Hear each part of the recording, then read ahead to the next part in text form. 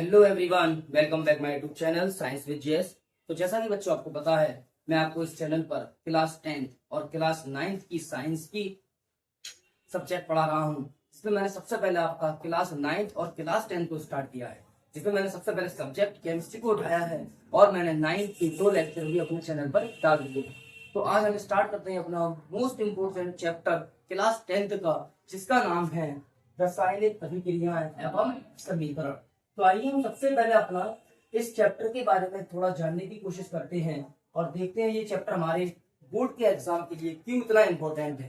तो जैसा कि चैप्टर का नाम है रासायनिक अभिक्रियाएं एवं समीकरण, यानी हमें इस चैप्टर के अंदर रासायनिक अभिक्रियाओं के बारे में ही पढ़ना है। तो सबसे पहले मैं आपको इस चैप्टर के उन टॉपिक्स के बारे में बता दूं जो हमें इन चैप्टर के अंदर पढ़ना है। तो सबसे पहले अगर मैं बात करूं, हमें इस चैप्टर के अंदर रासायनिक अभिक्रिया के बारे में पढ़ना है। उसके बाद में हमें इस चैप्टर के अंदर रासायनिक अभिक्रिया को संतुलित करना, उसके बारे में पढ़ना है। उसके बाद में हमें रासायनिक अभिक्रियाओं के प्रकार के बारे में पढ़ना है, यानी रासायनिक अभिक्रियाएं कितने प्रकार की होती हैं, इनके बारे में भी हमें जानना है। उसके बाद में अगर हम देखें, हमें इस चैप्टर के अंदर संचारण व उसकी रोकथाम के बारे में भी देखना है। पढ़े थे आगे अपने लेक्चर के अंदर संचारण क्या होता है और हम संचारण को किस तरह से रोक सकते हैं। लास्ट टॉपिक है हमारे चैप्टर का, जिसको हम कहते हैं विकृत वैधता। तो ये ओवरऑल अगर हम चैप्टर के टॉपिक्स को देखें तो हमारे इस चैप्टर के अंदर हमें सिर्फ 5 टॉपिक के बारे में पढ़ना है। तो सबसे पहले, जैसा कि मेरा टॉपिक नंबर 1 लिखा है रासायनिक अभिक्रिया, और जैसे कि मेरे चैप्टर का नाम है रासायनिक अभिक्रिया एवं समीकरण, तो सबसे पहले हम अपना इस चैप्टर की इस सबसे पहली हेडिंग के बारे में जानने की कोशिश करते हैं। तो आइए मैं आपको सबसे पहले इस चैप्टर की शुरुआत करता हूं और इस चैप्टर की रासायनिक अभिक्रियाओं के बारे में आपको बताता हूं कि क्या होती है रासायनिक अभिक्रिया। बहुत सिंपल वर्ड में, बहुत सिंपल लैंग्वेज में और बहुत सिंपल, बहुत आसान नोट्स के साथ में इस चैप्टर को लेकर आया हूं। और अगर आपको कहीं भी मिस्टेक लगे, कहीं भी कोई गलती लगे, आप उसमें मेरे कमेंट में जाकर बता सकते हैं। तो सबसे पहले स्टार्ट करते हैं अपना इस चैप्टर का सबसे पहला टॉपिक, जिसका नाम है रासायनिक अभिक्रिया। तो जैसा कि मैंने हेडिंग डाला था रासायनिक अभिक्रिया, सबसे फर्स्ट हेडिंग में चैप्टर की रासायनिक अभिक्रिया। तो देखते हैं क्या होती है रासायनिक अभिक्रिया। बहुत आसान टॉपिक है, बहुत आसान डेफिनेशन है, बहुत सिंपल डेफिनेशन है, बहुत आसान डेफिनेशन है। देखिए क्या होती है रासायनिक अभिक्रिया। जब 2 या 2 से अधिक पदार्थ आपस में क्रिया करके नया पदार्थ बनाते हैं जिनके गुण पुराने पदार्थों से अलग होते हैं, उसे रासायनिक अभिक्रिया कहते हैं। इसका मतलब ये हुआ, जब कोई 2 पदार्थ हो या 2 से ज्यादा पदार्थ, जब वो आपस में मिक्स हो जाते हैं, जब वो आपस में मिल जाते हैं, तो एक नया पदार्थ बना देते हैं। जाहिर सी बात है, जब हम 2 चीजों को मिलाते हैं या हम 3 चीजों को मिलाते हैं तो उनसे हमेशा एक नई चीज बनती है।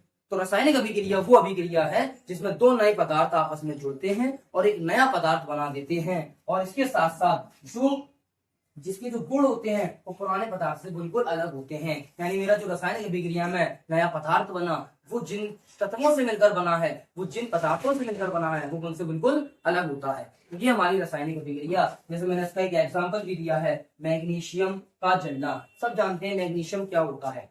मैग्नीशियम एक धातु है जिसका फॉर्मूला होता है, जिसका आपका सिंबल होता है Mg। तो हम मैग्नीशियम को जब जलाते हैं, तो ये मैग्नीशियम का एक एग्जांपल है, ये एनसीईआरटी का एग्जांपल है और मोस्ट इंपोर्टेंट एग्जांपल है, और सबसे ज्यादा पूछा जाता है कि हम मैग्नीशियम को जलाते हैं तो क्या होता है। तो आप इस पर स्टार बना लीजिए, जब हम मैग्नीशियम को जलाते हैं तो क्या होता है। देखिए ये हमारा मैग्नीशियम जब ये ऑक्सीजन से क्रिया करता है, यानी जब ये ऑक्सीजन की प्रेजेंस में चलता है, तो ये मैग्नीशियम ऑक्साइड बना देता है। क्या बना देता है, ये मैग्नीशियम ऑक्साइड बना देता है। अब बात आती है कि ये 2 और ये 2 कहां से आए। तो बेटा ये मैंने बैलेंस करने के लिए इन 2 को यहाँ पर लगाया है, और मैं अपने सेकंड टॉपिक के अंदर रासायनिक अभिक्रिया को संतुलित करना, इसके अंदर आपको बताऊंगा कि रासायनिक अभिक्रिया को संतुलित किस तरह से किया जाता है।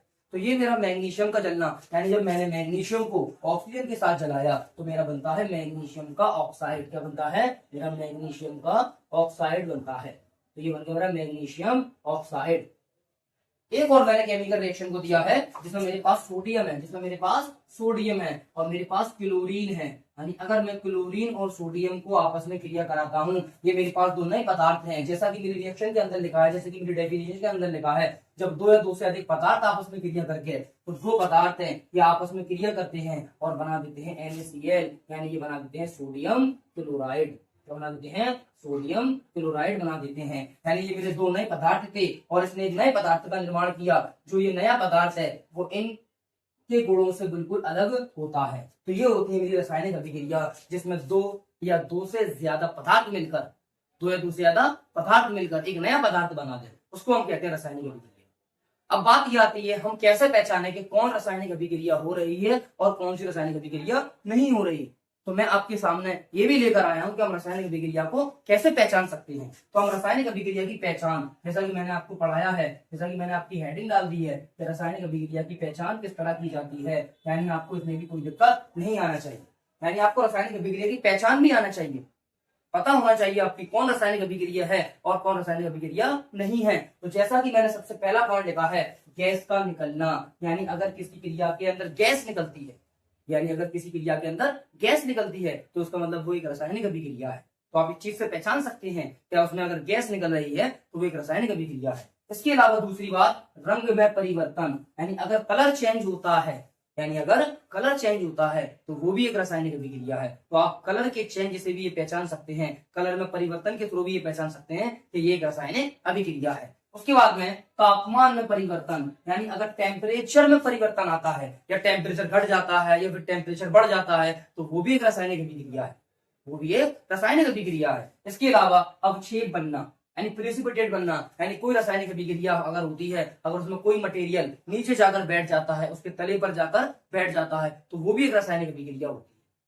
तो इस फर्स्ट लेक्चर के अंदर मैंने सिर्फ आपको इंट्रोडक्शन दिया है इस चैप्टर का, जिसमें हमें कौन कौन से टॉपिक पढ़ने वाले हैं, रासायनिक अभिक्रिया क्या होती है, जो मैं अपने चैप्टर लेक्चर नंबर 1 में पढ़ा चुका हूं, जिसमें रासायनिक अभिक्रिया को संतुलित करना हमारे चैप्टर का मोस्ट इंपोर्टेंट टॉपिक, जिसमें हर साल एक क्वेश्चन आता है कि आप रासायनिक अभिक्रिया को कैसे संतुलित कर सकते हो, कैसे बैलेंस कर सकते हो, और ये बच्चों को टॉपिक बहुत हार्ड लगता है। अगले लेक्चर में, लेक्चर नंबर 2 में मैं आपको सिर्फ रासायनिक अभिक्रिया को संतुलित करने के बारे में सिखाऊंगा, सिर्फ और सिर्फ रासायनिक अभिक्रिया को बैलेंस करने के बारे में सिखाऊंगा।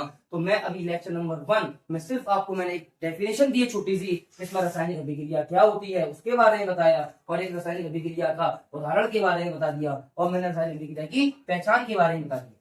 तो लेक्चर नंबर 1 है मेरे, लेक्चर नंबर 1 में मैंने सिर्फ एक टॉपिक के बारे में पढ़ाया है, ऐसे ही मैं लेक्चर नंबर 2 के अंदर भी एक टॉपिक के बारे में पढ़ाऊंगा। यानी मेरे पास 5 टॉपिक हैं, मैं इन 5 टॉपिक्स को मात्र सिर्फ 5 लेक्चर के अंदर खत्म कर दूंगा, और मात्र इस पूरे चैप्टर को 1 घंटे के अंदर खत्म कर दूंगा। यानी एक टॉपिक मेरा 10 मिनट या 12 मिनट का होने वाला है।